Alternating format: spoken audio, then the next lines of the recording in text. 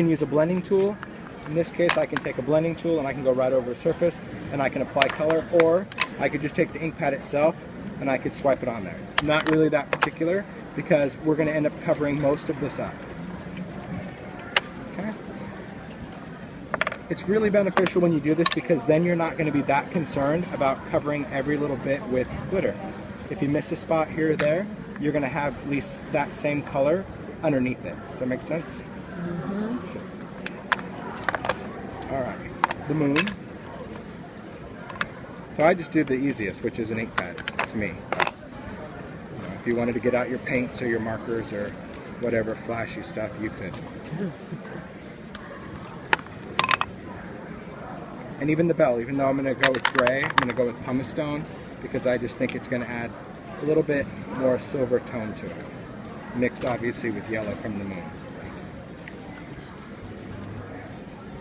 Clean that up. All right, then let's take something that maybe we want it to be a little bit random from the color perspective. Maybe we want to take a little ripe persimmon, put that on there. Maybe we want to do a little bit of mustard seed. Maybe we want a little mowed lawn. Maybe we want a little fired brick. And maybe we want a little wild honey.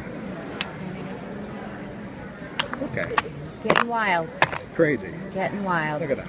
Okay. And then this one, we're going to do something lighter, softer. Now, obviously, if I want to go with something lighter, ink is translucent, paint is opaque. Okay? So because I want this to be a light color, I needed to paint it because I couldn't get that light yellow with ink. We know what light yellow does. It goes darker. Right? Yeah. Right? Paint is opaque. Exactly, but I never think that way. Yeah, because if you put antique linen ink on this, it's only going to make it darker. Yeah. And I want to make this lighter, just because of what I want. Like I said, there's no right or wrong. It just depends on what you want to be your final.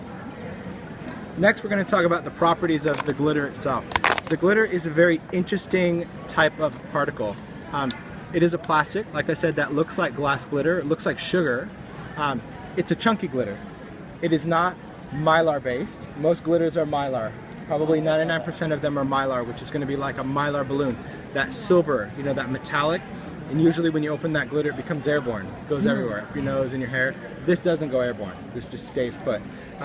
But because of that, in order to get this really sparkly look, it needs to be applied to the surface in a faceted form. In other words, if you look at the lid, it's really boring. It just looks like little dots of color. Okay? But in the jar, it sparkles. Why is that? Well, because the light is hitting it in different areas. So when you use this particular glitter, you need to use a liquid adhesive. It's not going to work with tape. If you like to run things through a Xyron or whatever, it's not really great for this glitter. It's going to go on flat and it won't be sparkly. Liquid adhesive, whatever you want. I use glossy accents. Why? Because it's quick, dries super fast, and it's glossy. So, so here I'm just going to take this. I'm going to go in, carefully apply it. Give it a couple of thunks so it doesn't clog the tip. Take your glossy accent applicator and you're just going to move that around. Now when I move that around, I just dab it on there. I don't want to spread it around because I want to make sure that I have glue there, right? So I'm going to scrape off that stuff. Then I'll go in, take my glitter of choice, peeled paint, pour it over the top. No. No. Dump it on, shake it off. Done. Because if you press it down, you're packing it down. You're losing that whole faceted edge, right? Right. So this is just going to be very sparkly. Really cool. Just is like coated in there. Now, another great feature of this is its ability to dry with a heat tool.